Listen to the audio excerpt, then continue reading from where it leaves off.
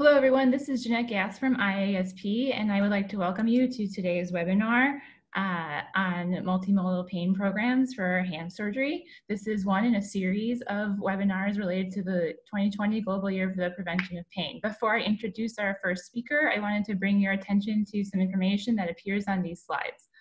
There are several ways to participate in the webinar today. After the talks, we will have a Q&A session, and you can type your questions into the Zoom meeting control panel window Q&A area. You can submit questions at any time you would like, and we will also be recording this webinar, and it will be available on the IASP website. You can also tweet using hashtag Global Year 2020 and follow at IASP Pain on Twitter.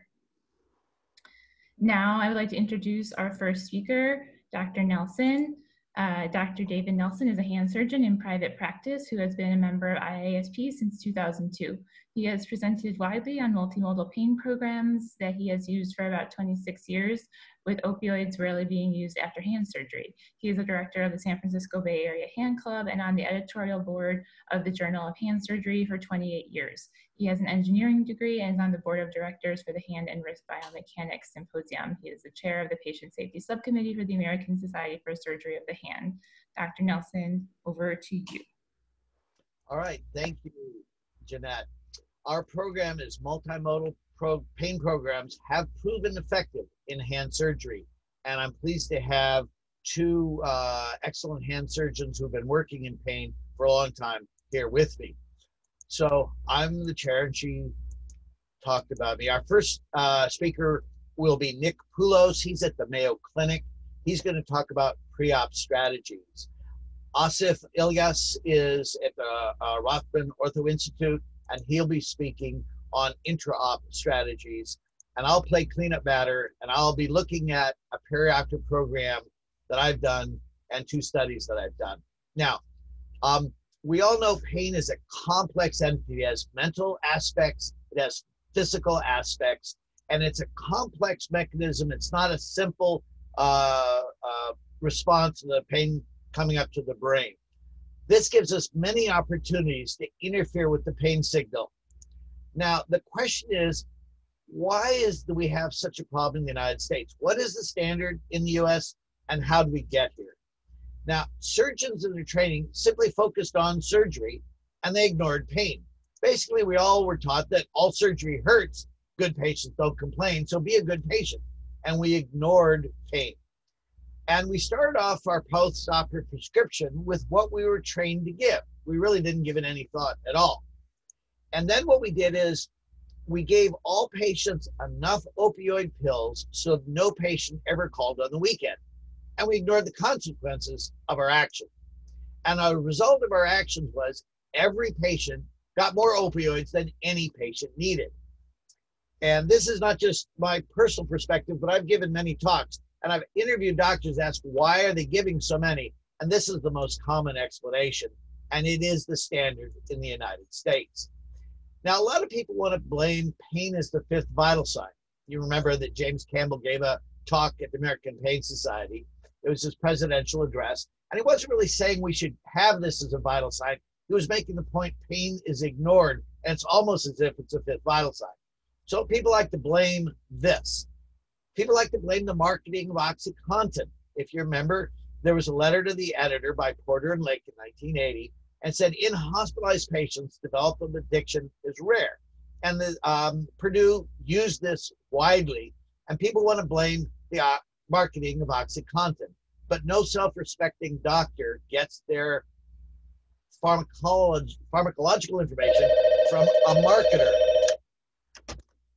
And then people want to blame government involvement, rating doctors on pain management. I don't believe that does it. When someone's looking over your shoulder, you may do things differently, but it's easy to blame others. That's not the case. The standard in the United States is we give excessive opioids, and we got here because it's a fact. We have no one to blame but ourselves. We were lazy and didn't study pain.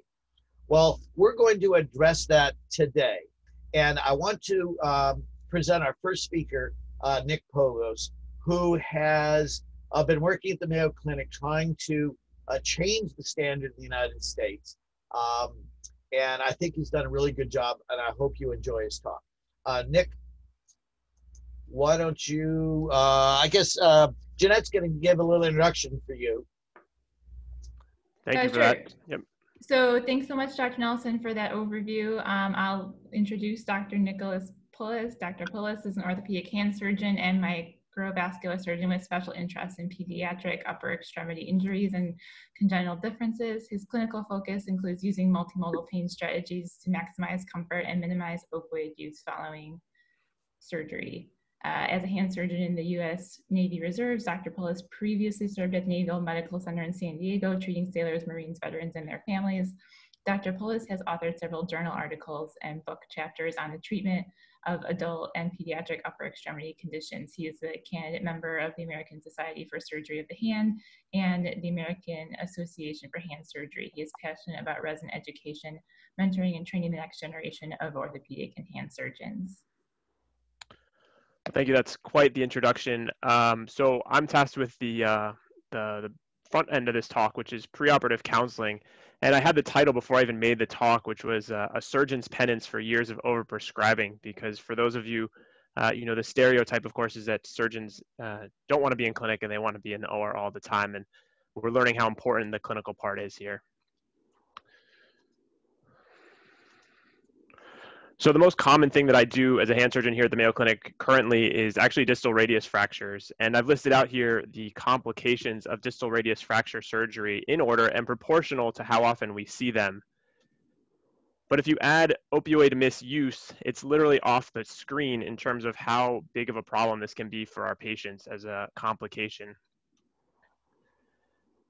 There's a famous American football coach, and I'm going to paraphrase, who said that some people are born on third base going around life thinking they hit a triple. And I might have been born on third base as it comes to pain and postoperative pain, but it's only because of the hard work that people like Dr. Nelson and Dr. Ilias had done. When I was a hand fellow, this paper came out looking at hand surgery patients who were naive to opioids and looked to see if there was any prescription filling between 90 to 180 days, which would potentially be inappropriate refill.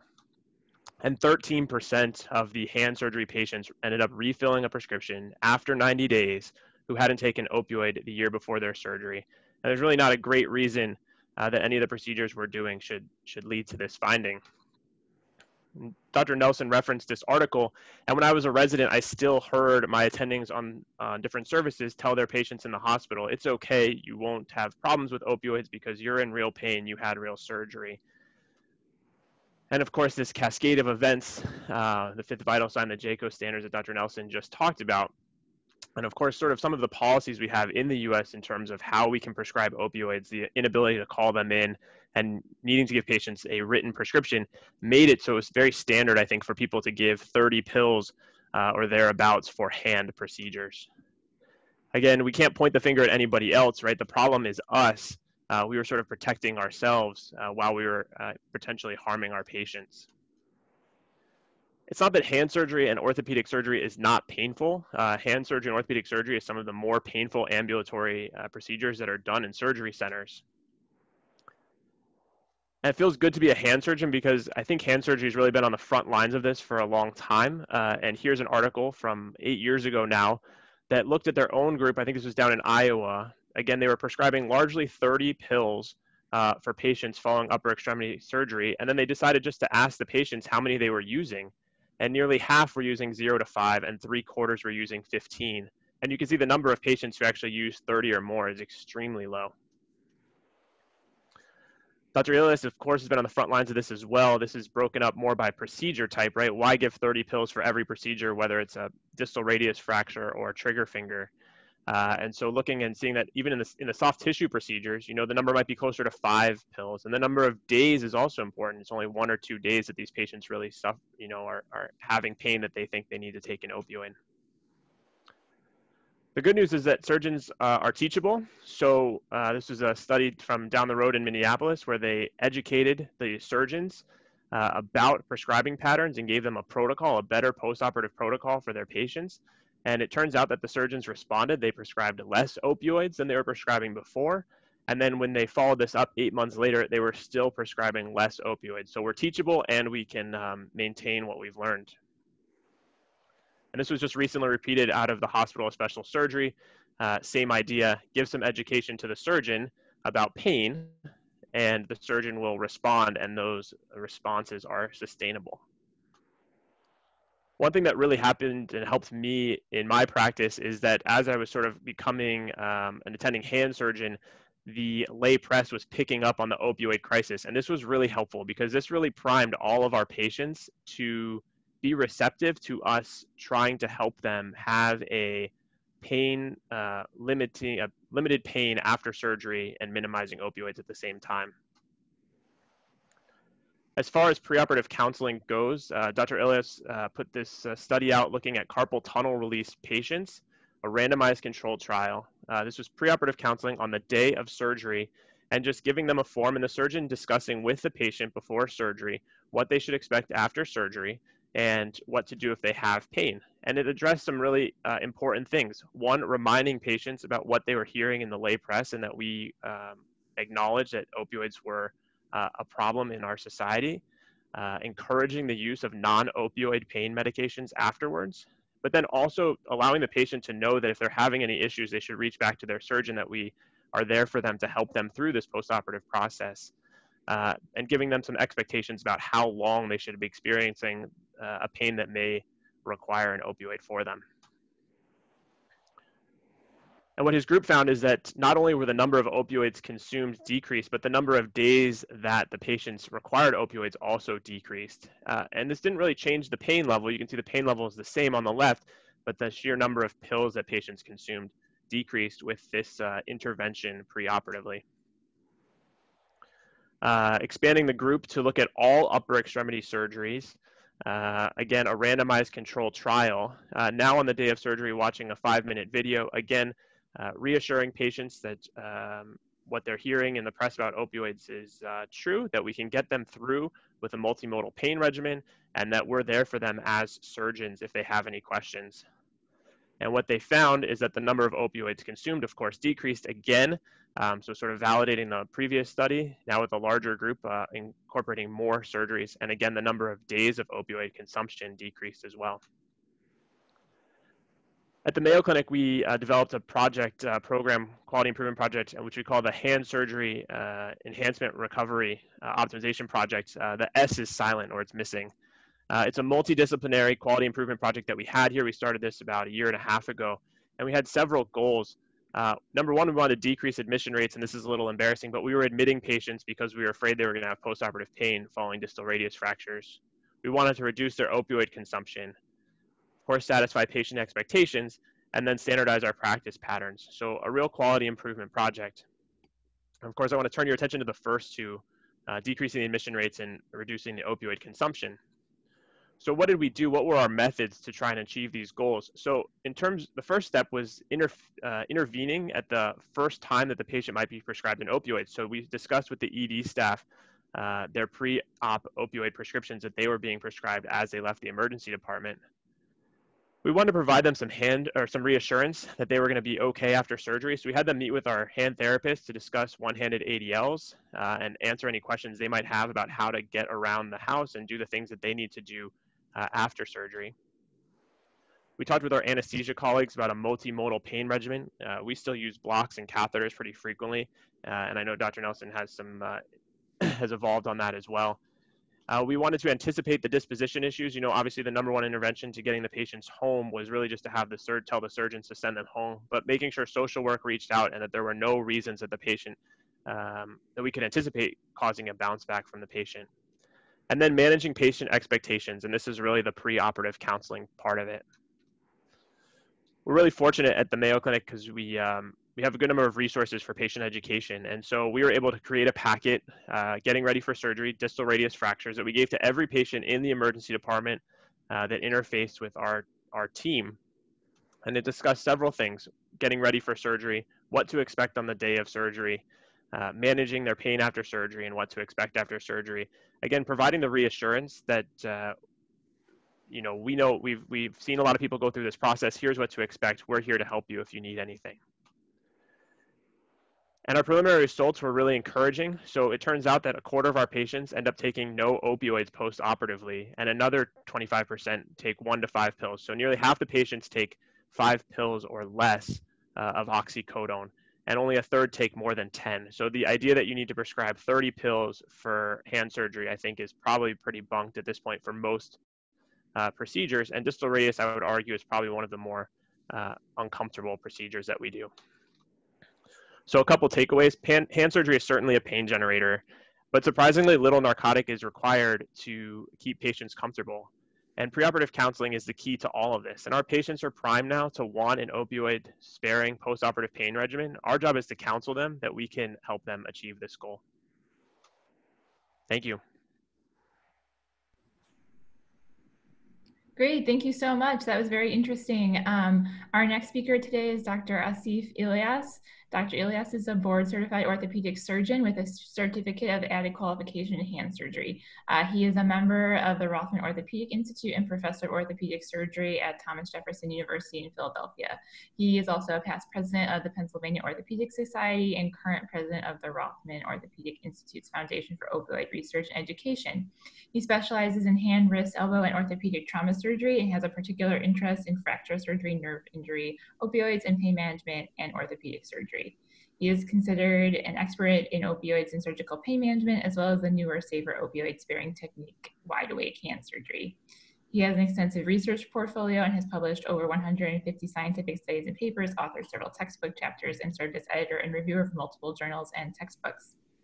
His research most recently focused on opioids and pain management strategies to decrease postoperative opioid use and dependency. His work has culminated in launching the new Rothman Orthopedics Institute's Foundation for Opioid Research and Education. Welcome, Dr. Ilyas. Janet, thank you for that. Thank you, Nick, for a great introductory talk on counseling. Truly a very effective strategy that many of us have embraced, simple and effective. And I'll talk a little bit more about that in my talk briefly. And Dr. Nelson, David, thank you for organizing this talk and putting forth this, this important topic. I think this is a great venue. You know, as surgeons, we often talk to each other, but this is really a great opportunity for us to share a clinical surgical perspective to a more mixed audience of clinicians. I'm sure there's many non-surgeons and non-physicians in the organization that hopefully they'll get some benefit from learning from our experience on the ground with this topic of pain management. So my topic will be multimodal pain strategies. Here's some of my disclosures. Nothing significant except for just to share, as Jeanette mentioned, we've recently launched the Rothman Opioid Foundation in Philadelphia, where we're focusing on education, research, and advocacy around the opioid crisis in America, and we're doing a lot of important work in that space. As mentioned, I'll be talking about multimodal pain strategies, and when I talk about the opioid crisis and the pain experience, there's two sides to it. One is the prevention side. So how can we prevent folks from being exposed to opioids and potentially avoid them from becoming addicted or abuse it or even die from it? And then there's a treatment side of it of when someone is addicted, how do you manage that? So as surgeons, we really focus our energy on the prevention side because we're often the gateway where we're prescribing opioids for patients for post-surgical or post-injury purposes. And when you look at it from that perspective, you can subdivide that into where we can intervene potentially. We can intervene in a preoperative way, like Dr. Poulos talked about preoperative counseling and multimodal pain strategies, preoperatively, perioperatively, or intraoperatively, which is what I'm going to spend more time on, and then postoperatively as well in terms of following evidence-based opioid prescribing strategies as well. So it's nice to kind of categorize it and have a way to think about this problem. So again, I'm going to focus on the perioperative strategies. And as mentioned by Dr. Nelson, there's a general pain pathway, and we're talking about the brain, we're talking about nerves, and we're talking about the tissue where the injury or the surgical trauma is occurring. And we can affect each of those levels potentially. And we need, when we choose our multimodal pain strategies, we have to think about what we're doing at what level that's affecting. To keep it very simple, and again, this audience is probably much more clinically basic science sophisticated than the three of us, but we're orthopods, so you have to bear with us a little bit. We're not as bright as most of you guys. So we look at it from the brains, the nerves, and tissue. So from the brain perspective, what can we do to affect perception of pain at the brain level? What can we do to affect transmission of the pain experience across the nerves? And what can we do to affect the transduction or the experience of the initial index pain experience, initial trauma at the tissue level. And we have agents available that affect all of those areas, if not multiple sites of those areas. And opioids, for example, affects both pain perception and nerve transmission of the pain experience. Local anesthetic similarly affect at 2 spots. So we have to look at it from that perspective. And I always like to start with the conclusion at the beginning. So the bottom line is we have shown in orthopedics and in hand surgery that multimodal pain strategies have been significantly effective in decreasing opioid consumption by patients while keeping a high level of patient satisfaction relative to their pain experience. And that's what we're going to talk about today. I want to highlight a couple of protocols for the sake of discussion. Some of you guys may have heard and some of you may not have heard. So probably one of the most common protocols that was popularized in orthopedics and other surgical specialties that we also utilize in hand surgery is what's called the TLC protocol. And it's a catchy term because TLC also means tender loving care. That's another acronym for it. But for here, the TLC stands for Tylenol, Lyrica, and Celebrex. But bottom line, it talks about acetaminophen or something to affect the pain perception, Lyrica or gabapentin, or pregabalin, which is a nerve modulator, so it affects nerve transmission, pain transmission across the nerves. And thirdly, Celebrex or any NSAID, which is an anti-inflammatory, which predominantly affects the pain experience from the initial insult at the surgical site or the injury site. And this protocol has been used in a number of specialties, including orthopedics and hand surgery, and shown to be quite effective in managing pain experience. So for example, a large multi-center study looking at total hip replacement surgery, and I'll get into hand surgery briefly, but this is an important one that kind of set the stage for our discussion, is looking at total hip replacement surgery, which is considered a relatively painful, common inpatient, predominantly orthopedic surgery. And in this study recently published, looked at 200 plus patients, and they had 3 groups. I'll go backwards in terms of groups. Group C was the traditional patient. 60 opioid pills were given. This is, as Dr. Nelson mentioned, when I was a resident 20 years ago, I would routinely just give people 60, 80, 90, 100 pills and send them on their way. So that was your traditional group. Group B was still 60 pills, but the application of a multimodal pain strategy. And Group A was just 10 pills and the same multimodal pain strategy. And what was a multimodal pain strategy? That was Tylenol or acetaminophen, gabapentin or Neurontin, meloxicam or Mobic was essentially what the multimodal pain strategy was that they took for 2 to 4 weeks. They also added Prilosec or omeprazole just for prophylaxis against any heartburn complaints from the NSAID. Assuming no allergies to any of these agents, patients were enrolled. And the findings were quite dramatic. The overall satisfaction rate was actually highest in the group that received the least amount of opioids, Group A. And Group A also had the lowest refill rate. So the group getting 10 pills had the lowest refill rate, and the group with the highest refill rate was actually the 60 pills, no multimodal pain strategy. Surgical outcomes were the same. Sleep scores were better in the multimodal group. And obviously taking less opioids, opioid-related complications were lower. So this is a recent study building on the strength of the TLC protocol, which I think is the cornerstone of the multimodal pain strategy treatment options available. And this can be applied to essentially any surgical specialty, and it can be modified slightly, but the point is it affect at all 3 levels, affect the brain from a perception point of view. Again, it's just Tylenol. Affects nerve modulation, nerve transmission through gabapentin or pregabalin, and then an anti-inflammatory as well. So it's a very effective protocol. This has been done multiple times over. This is a paper published in Arthroscopy, which is a sports medicine journal, where they did a similar analysis looking at a number of arthroscopic orthopedic procedures, such as ACL reconstruction and rotator cuff repairs and labral repairs, and similarly found using a similar multimodal pain strategy. Here they use ketorolac as their NSAID.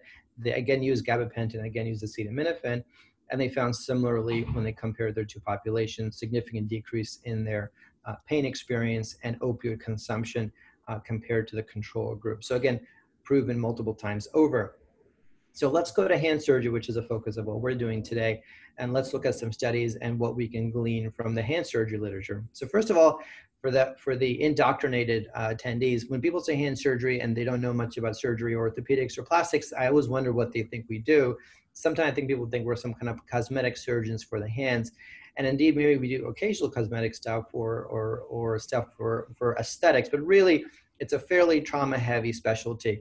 that we do. And forgive this slide if it offends anybody, but I just want to share the background of our surgical specialty that we manage. So when most folks say they're hand surgeons, they're typically hand and upper extremity surgeons, where they treat injuries of the hand, the wrist, forearm, elbow, arm, and even the shoulder.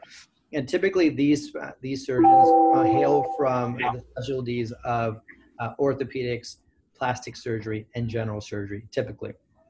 And what we do is a broad array of things such as traumatic injuries, as demonstrated here, fractures, dislocations, lacerations, amputations, nerve injuries, lacerations, compressions, tendon injuries, management of degenerative conditions, management of sports injuries, and management of congenital conditions as well. The point of that background is that there's a broad swath of procedures that we perform. Some are low pain experience, some are very high pain experience, as Dr. Poulos had mentioned. And it's important for us to take that into account as we customize our pain management strategy for patients and take into account strategies, multimodal pain strategies that will diminish their pain experience. And again, we're following the same simple pathway of affecting pain experience and ultimately opioid consumption by affecting the brain, the nerves, and the local tissue using the same agents we've discussed previously. So I'm going to give you just a couple of studies. I'm not going to go into any great detail to them, just kind of set the stage for the proof of in hand surgery in terms of how these agents have been helpful for us as well. This is a study published about 10 years ago out of JHS European that looked at the role of NSAIDs compared to placebo after a number of hand surgical procedures performed under a block. And they found that those that received NSAIDs perioperatively had a pain score of 1 versus 4, and their postoperative pain pill consumption was much lower, 6 versus 40 in their group with the use of simply a strong NSAID perioperatively. A study published more recently looking at endoscopic carpal tunnel release procedure, which is a common procedure of the hand, looking at a number of groups, including IV acetaminophen, IV ketorolac, both or a placebo, found that of the group for endoscopic carpal tunnel release, IV acetaminophen was the most effective in managing the postoperative pain in the various combinations that they had studied, showing that it's quite effective and did not require the need of any opioids. We built upon these, and we did our prospective randomized trial at our study looking at the role of acetaminophen, ibuprofen, and oxycodone after carpal tunnel release surgery. This was a double-blinded prospective randomized study, and it was double-blinded in that once the patient was randomized, they received 10 pills of either acetaminophen 500 milligrams, ibuprofen 600 milligrams, or oxycodone 5 milligrams in an opaque capsule that neither the patient nor I, as the surgeon, or my partner surgeon, Dr. Matson, were aware of what they were receiving. And we looked at their pain experience postoperatively after undergoing both open or endoscopic carpal tunnel release surgery. And the data was quite clear in that there was no difference in the pain experience, no difference in VAS scores, and the only difference was a higher refill request rate and a higher opioid-related complications amongst those taking oxycodone. Again, I was blinded and the patients were blinded. So frankly, for carpal tunnel release surgeries, Tylenol and acetaminophen and ibuprofen were equally, if not more effective than oxycodone in the management of their pain. So these are some important studies that kind of lay the groundwork. Moving over to anesthetics, this has been looked at in many studies, particularly in the anesthesia literature, but we've looked at it in the hand surgery literature a bit as well to see what effect that local anesthetics have. And admittedly, I think there's been limited work done in the hand surgery literature on local anesthetics, although we utilize it quite a lot, particularly in wide awake hand surgery. But this was a study looking at the pain experience of patients undergoing thumb basal joint arthroplasty surgery, a very common thumb arthritis surgery that's relatively painful.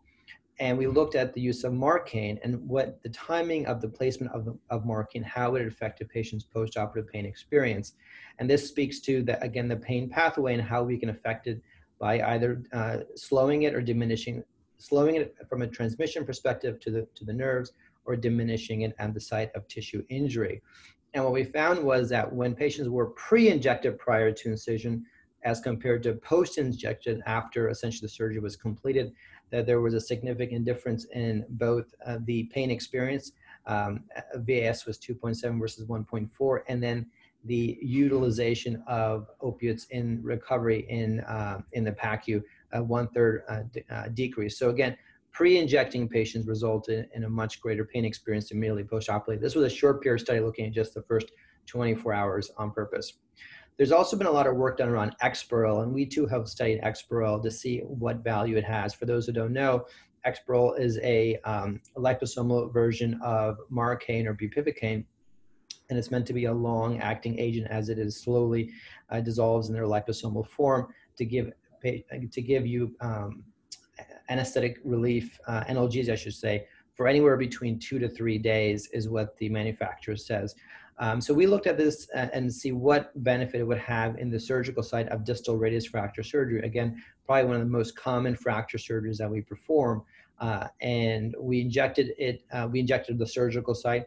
We randomized patients undergoing these surgeries to either Marcaine, plain Marcaine, or the Exparel form of Marcaine to see what their pain experience was. And what we found was, in general, use of these agents was significantly helpful in decreasing the pain experience and opioid consumption, which was quite low by using these agents.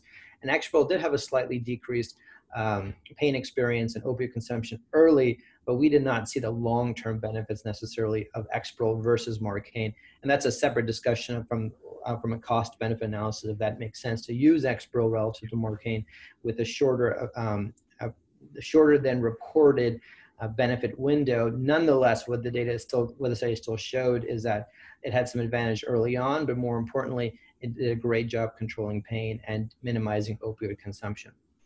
So wrapping things up a bit, again, the goal is to look at these 3 points of the pain pathway and see how can we affect that. We know opioids are very effective in decreasing pain in the acute period and slowing the transmission of the pain experience in the acute period. We know that.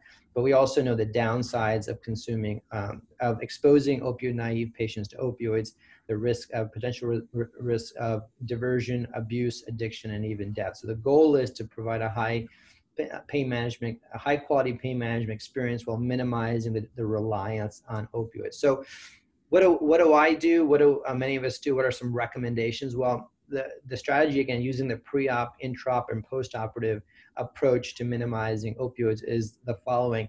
As mentioned by Dr. Poulos, I'm very much a strong believer in the use of pre-operative counseling.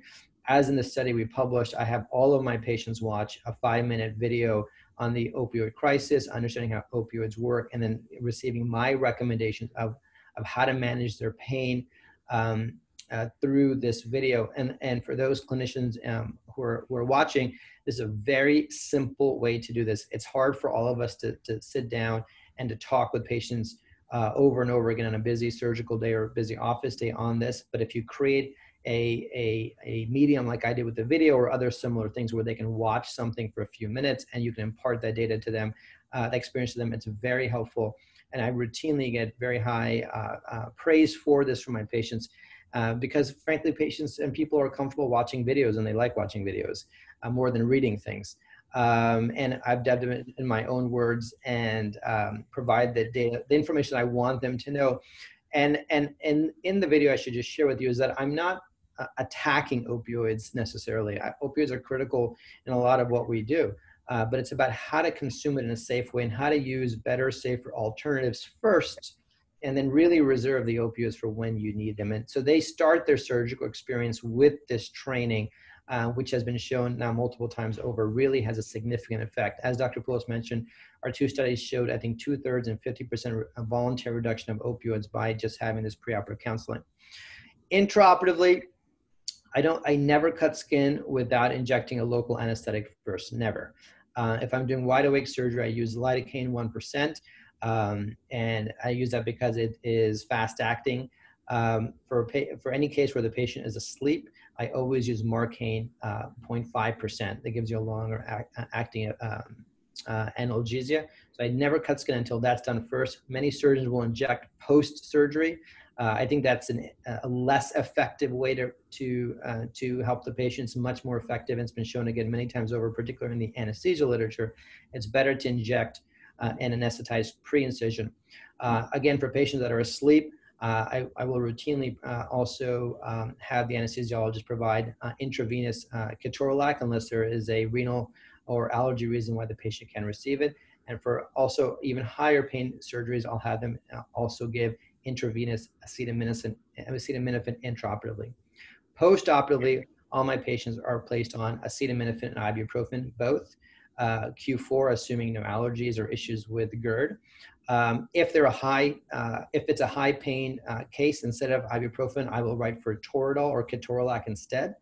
And also, if they have a high pain experience issue preoperatively, I will then provide gabapentin postoperatively as well. I don't routinely write for that, but I often do if there's concerns about their pain tolerance.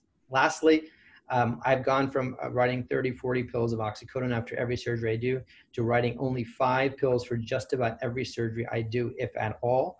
And again, using the strategy of counseling, intraoperative multimodal strategies, and thoughtful postoperative prescribing, I find that my refill rates have not gone up only writing for 5 milligrams of oxycodone at all. Frankly, I think through the counseling, it's actually gone down even further. So with that, I'll stop. I want to thank the Society for the opportunity to talk, and Dr. Nelson for having me join us. Great, thank you so much. So now we'll return to Dr. Nelson for his final presentation.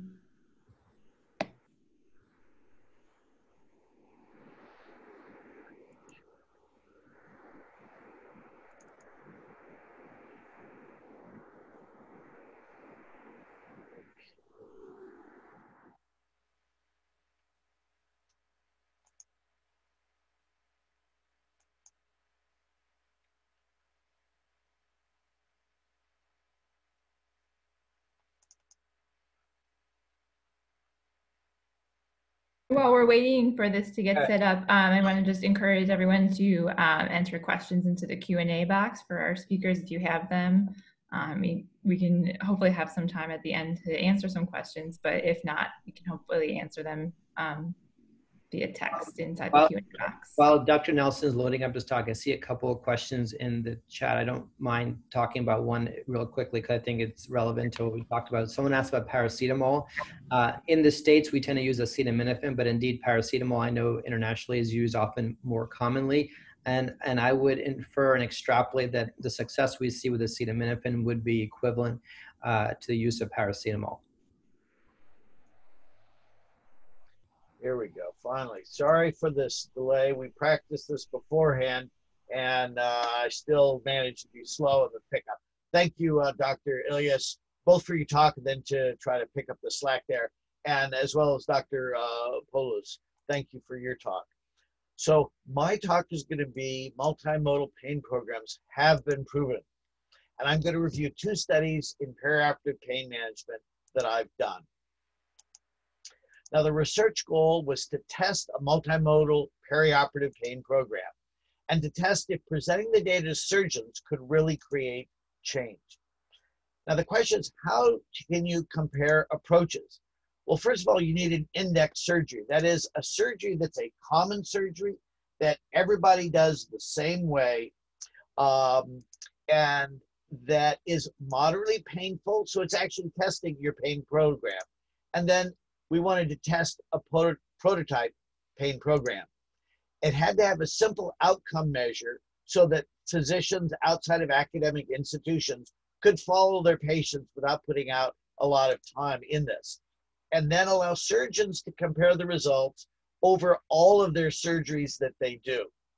So the first study, we wanted to establish an index surgery and test the multimodal pain protocol. So we want to do a prospective consecutive series of distal radius fractures. We picked this as the index surgery because it's common. You can actually do the study. Also, all volar plate surgeries are virtually identical. I mean, our incisions are probably in the identical location within a centimeter of size, and the plates we put in all have 4 screws across the top and 3 down. So they're very, very similar surgeries. Also, it's a moderately painful surgery, so it does test how the protocol is working. And then the postoperative pain was managed according to a protocol. Now, this is a protocol I developed in '99 and was consistent with the teachings at that time of the International Association for the Study of Pain. And this is what it is. Pre-op counseling, I completely agree with Dr. Ilyas and Dr. Poulos, it's essential. So for me, it's a face-to-face discussion with my patient, and then I give them a handout because patients never remember anything we tell them. I don't remember what my doctor tells me, so I presume my patients don't remember what I tell them, so give them a handout. And in addition, I've got a web page with didactic material that the patients can go to and read further if they have any interest. I'll give them a long-acting acetaminophen and an anti-inflammatory that's long-acting on the morning of surgery just before they leave home. I agree with Dr. Ilyas, a pre-incision block, it's very important. I use lidocaine with epi. We're trying to stop spinal windup. And then all my patients also get a post-surgical block with bupivacaine and epi. And the idea is they have to wake up and start their recovery having absolutely no pain. And then they take a long-acting acetaminophen and a long-acting anti-inflammatory for 2 days, not PRN, and then thereafter only if they want to.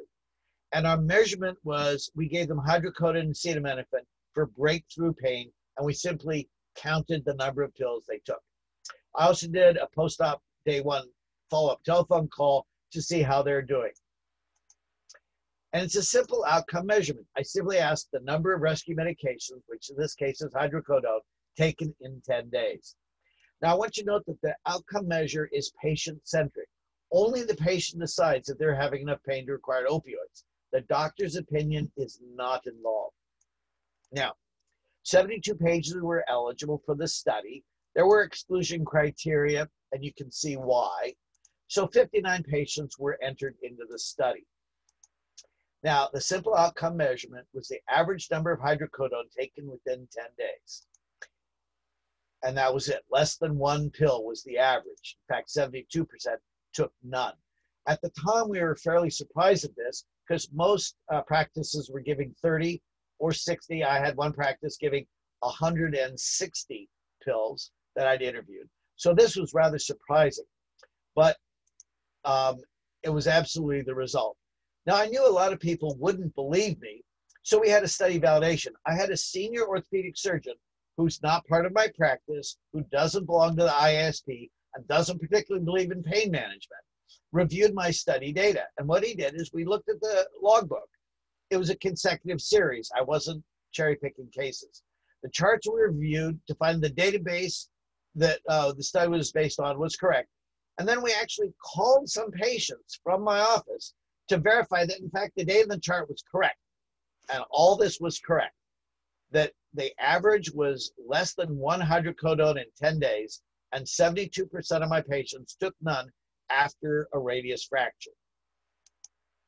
All right, so that was study 1, establishing an index surgery and testing a multimodal pain program. And then the question was, can we use this index surgery and influence other doctors across all of their practices? So it was a pain management comparative study. And again, we wanted to use our index surgery, the open reduction internal fixation of a radius. We collected data from surgeons. So what I did is I interviewed 77 surgeons, and I simply asked them how many Vicodin they give for their radius patients. And then we tallied the data. And then we gave the surgeons feedback on the quantities of opioids taken by or prescribed by other physicians, and did that change what they wanted to do? So our data, the lowest in the study was 5, and the highest in the study was 160 opioids for a radius fracture or RIF. Now the mode was 30, and the median was 46. And you can see that the median is higher than the mode. It just means the upper end is way out there. But this is a huge variety in the opioids given, and that's not justified.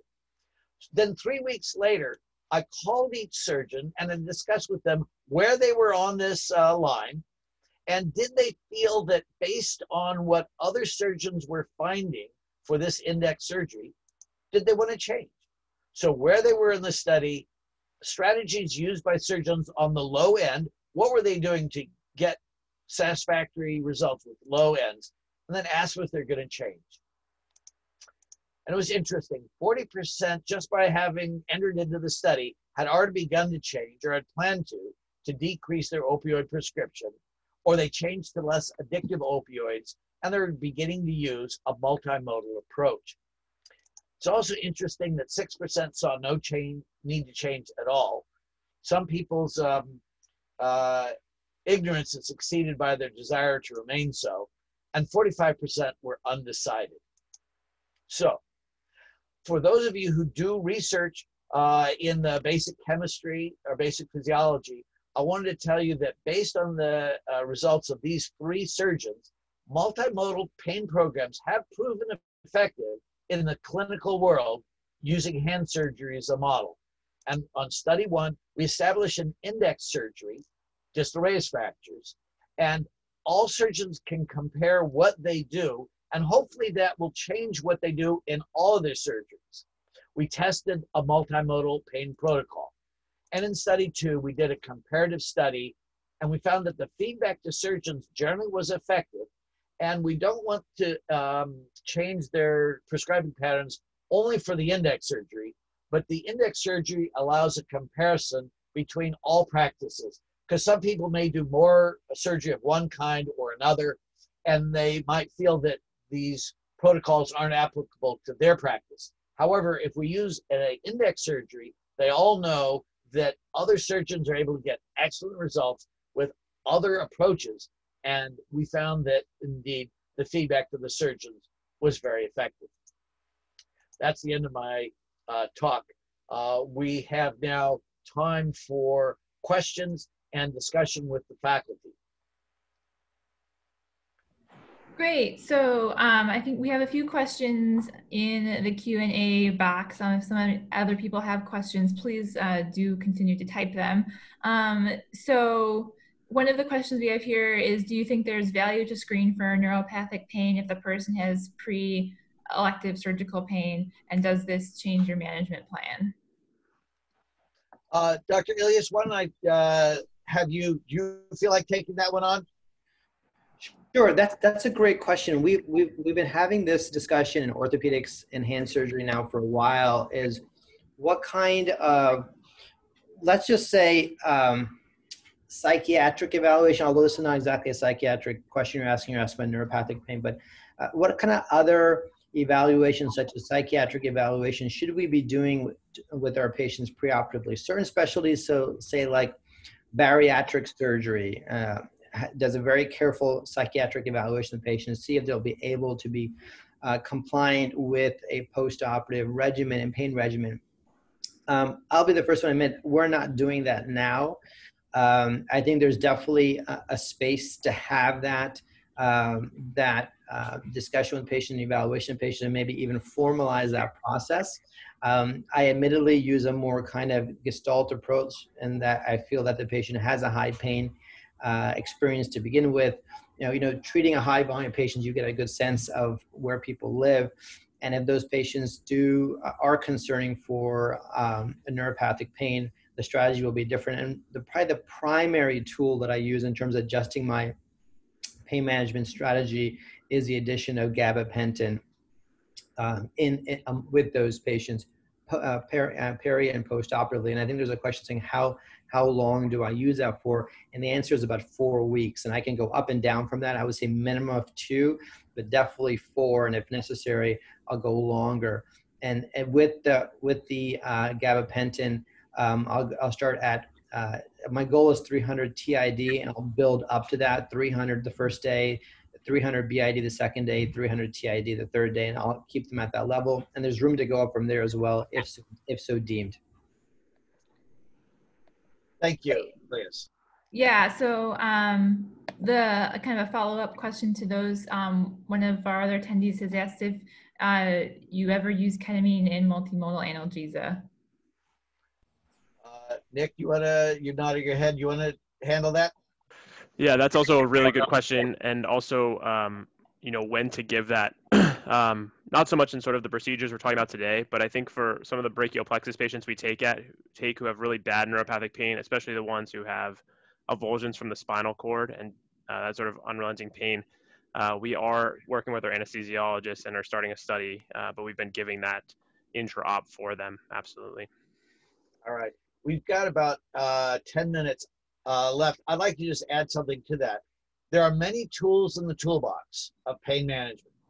You don't use all of them for the simple surgeries, but for, say, patients who come in who are already opioid tolerant, or for patients who had neuropathic pain, and there are other tools such as the ketamine.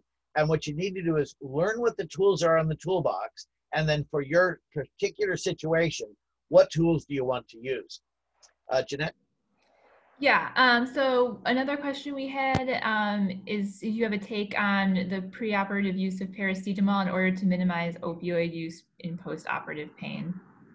All right, paracetamol is the name. In the United States, we call it Tylenol.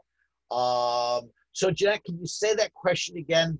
Sure, yeah. So would you talk about your thoughts on the preoperative use of paracetamol, Tylenol, in order to minimize post-operative opioid use? Right. If I could take that. If you look at the protocol that I had, all patients were taking paracetamol or Tylenol preoperatively. Now, if you've got a pain situation such as a radius fracture and they're a week from surgery, yes, they could be taking the paracetamol or Tylenol throughout that time period. I'd also always combine it with an anti-inflammatory.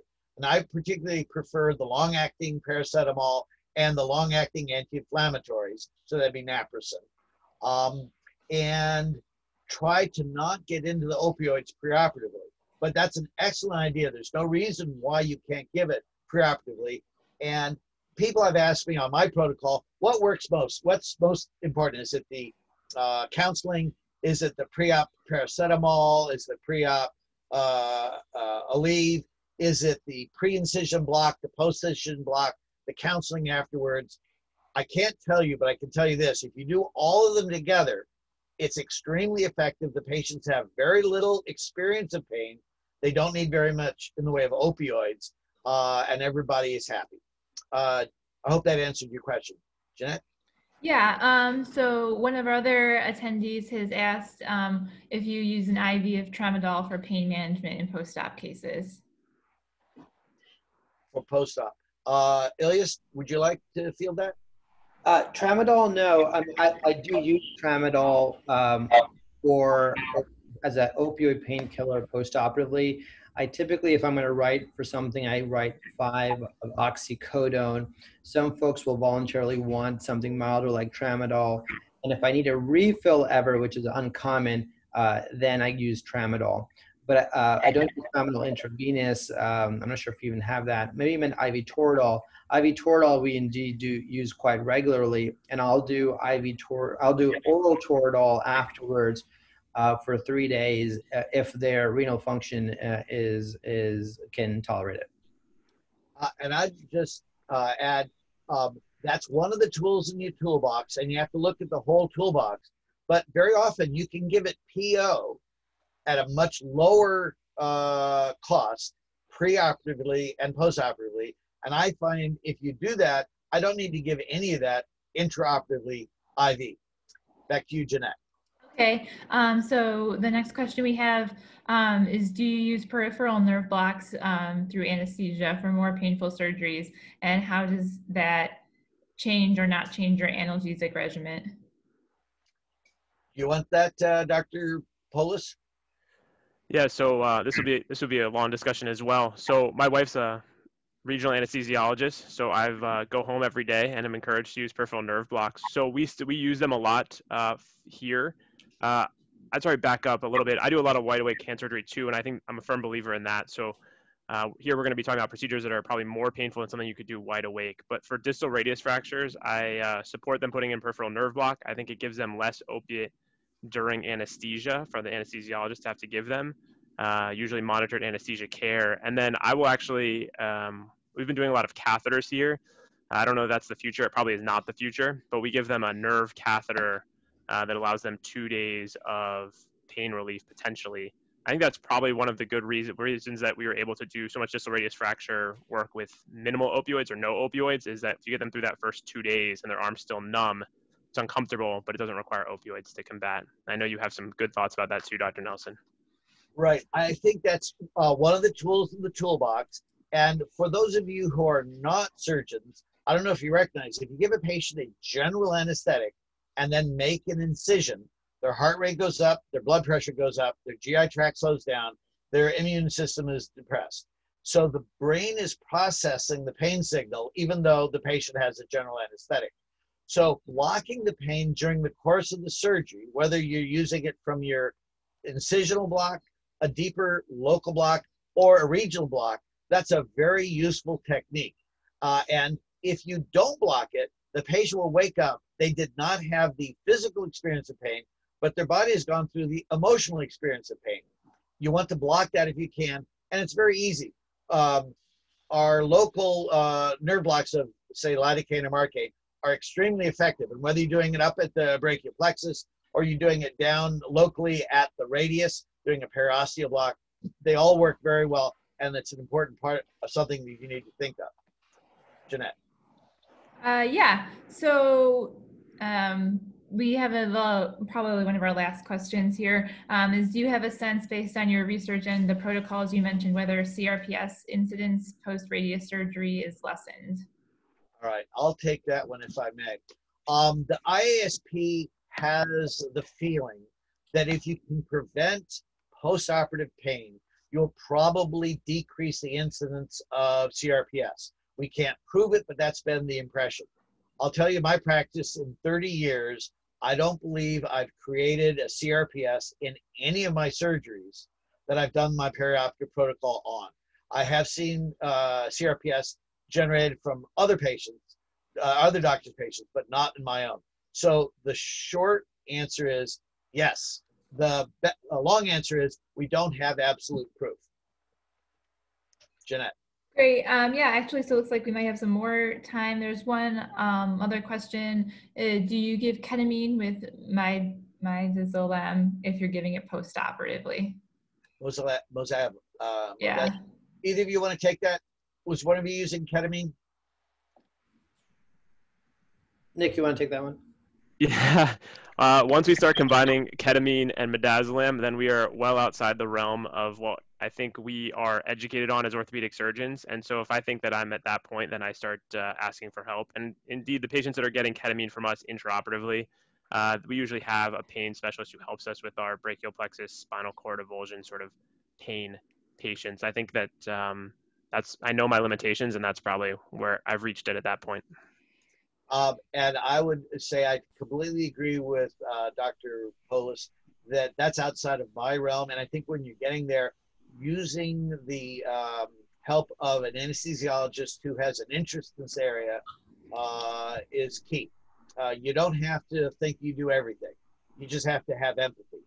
And once you care about the pain and you're interested in making your patient have a good result vis-a-vis their pain, you don't have to have all the answers. You have to reach out to someone who does.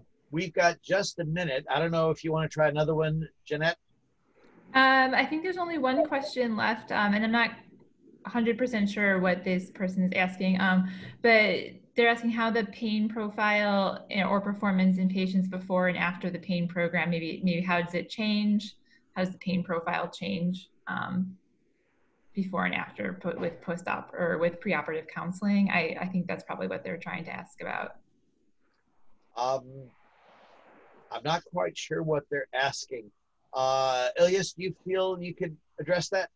Well, I mean, I think that the general response would be that the better we can manage someone's pain, the better they're going to perform in any kind of post-op or rehab protocol. The more uncomfortable a patient is, the more they're going to struggle with the early post-operative protocol from just a mobilization or rehab perspective from the whatever surgery we're doing and the rehab that follows that. So have we studied it necessarily on multimodal pain strategy and outcomes? Maybe not in the way that's being asked, but like I mentioned, that TLC protocol study that I reviewed, the outcomes from a hip replacement surgery was similar, if not better, in those groups. So I think we can infer that they will do better, if not as well, if not better, if their pain is under control. And if I could jump in, and then we're out of time, that in the pain field, there's no such thing as a downside to pain relief. If there's excellent pain relief, the outcome of the surgery is generally better because the patients will move.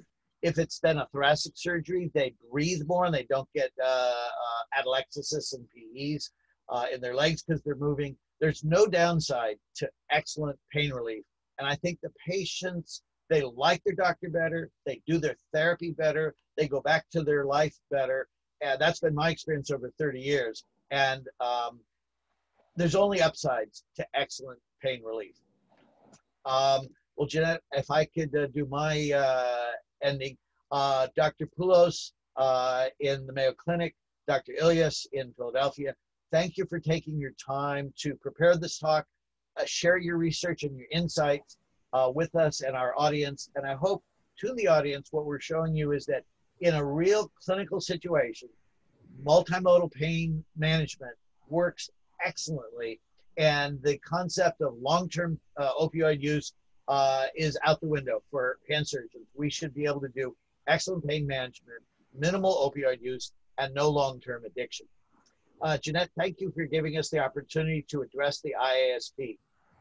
Oh, thank you all for your talks, and thanks to everyone for joining today. I just want to let everyone know that the recording will be available online shortly, and we have additional information about the Global Year on our website. And I would like to invite everyone to join us for the last Global Year webinar for 2020, 2 weeks from today on November 12th. So thanks, everyone, and I hope to see you next time. Thank you. Thank you. Nick and Asif, thank you very much. This was a lot of fun. Nick, you took the whole day off. I hope you have some fun the rest of the day. Luck, Asif. I carved out some time. It worked out fine knowing what time it was. Next case starts at 12:30.